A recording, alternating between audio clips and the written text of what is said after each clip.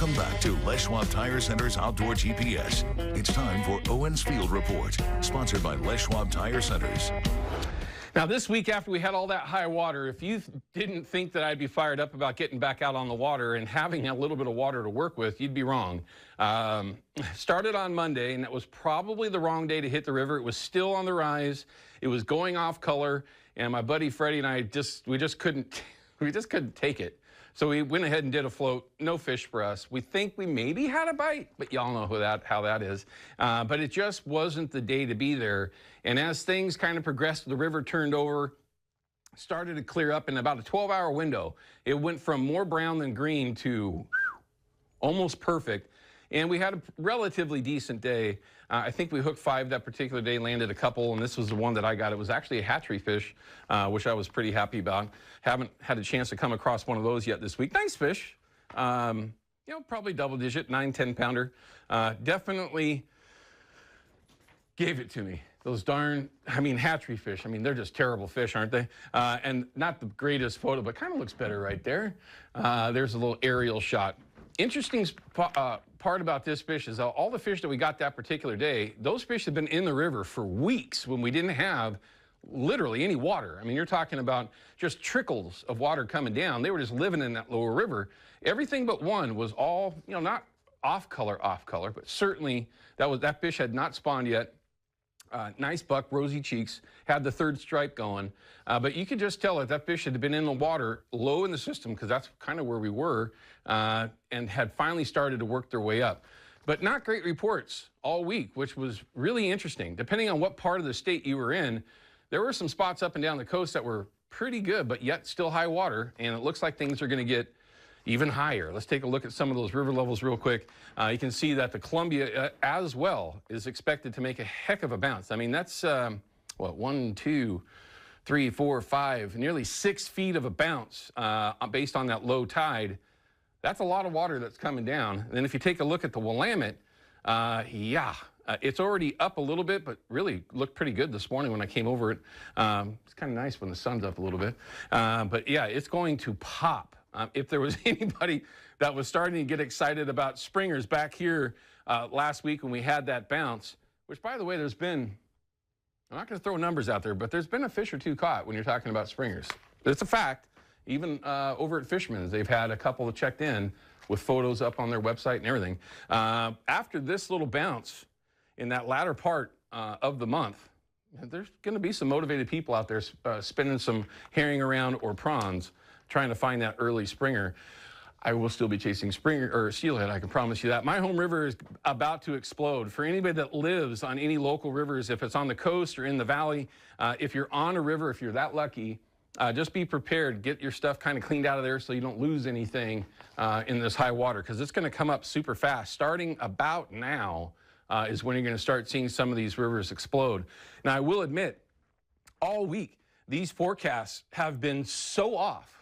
It's been really kind of funny how off they've been on what these river levels are going to do. But it's that time of year. We got snow that was melting off. I get it. But it's been hard to kind of plan ahead based on these forecasts. Wilson along the north coast, and again, your barometer for all the rivers is right there.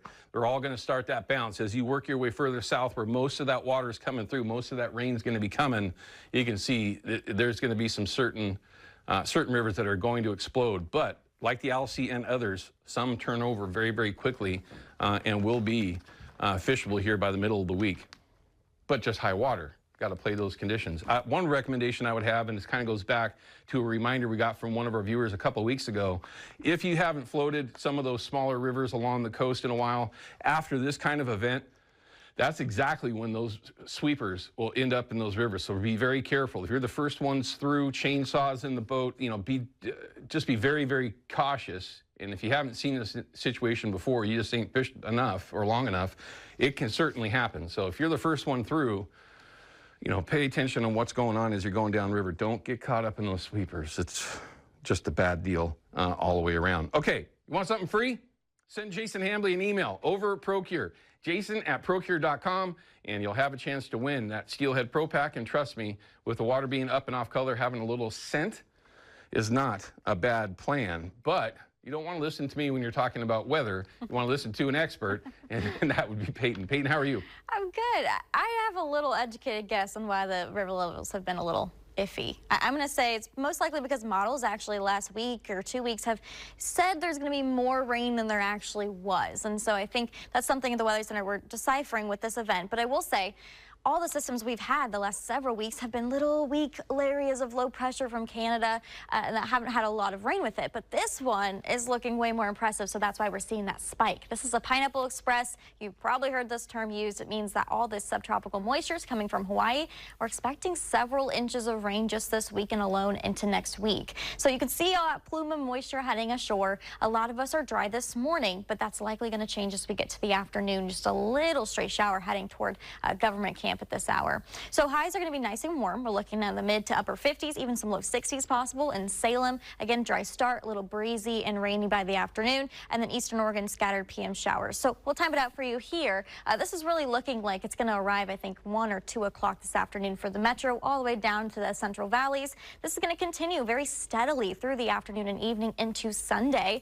We're likely going to see some breaks by Sunday evening. That's what new data is showing before it picks up again on Monday. So let's talk about how much rain through Sunday now. This is 1 to 2 inches, maybe higher totals if you're in the Coast Range or in the Cascades. And then let's factor in now Monday. You can see even higher totals are expected. So yes, we are looking at some of those coastal rivers, and I think that's something we are really watching closely for some flooding concerns, minor flooding really, so not any major or moderate flooding. But yeah, really watch those if you are near the rivers. But I think urban, kind of local, low-lying flooding is also possible because of all this rain in a short period of time.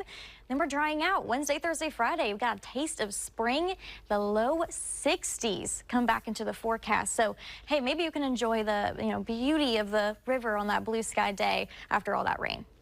Yeah, I'm loving the forecast. I mean, I don't want to be greedy, but to have that kind of weather this early in the year and having water in some of the rivers would be very, very nice. As always, Peyton, we appreciate it. Of course. All right, we're going to cut to a break. When we come back, I've got my good friends, Brian Terry and Ian McNair from High and Dry Waders. We're going to talk about I'm going to say it this way. Something that most people were even unaware that they had available, but they are stocking foot waders for all of us fishermen that want to get out and be comfortable and have waders that aren't going to come apart on you just because you walked through some blueberries. We'll be right back. Not blueberries, blackberries, dummy. Outdoor GPS is brought to you by P-Line, because we fish, by Hawken Fishing, perfection in fishing gear, and by Haxton's Canvas and Upholstery, the trusted name of the Pacific Northwest.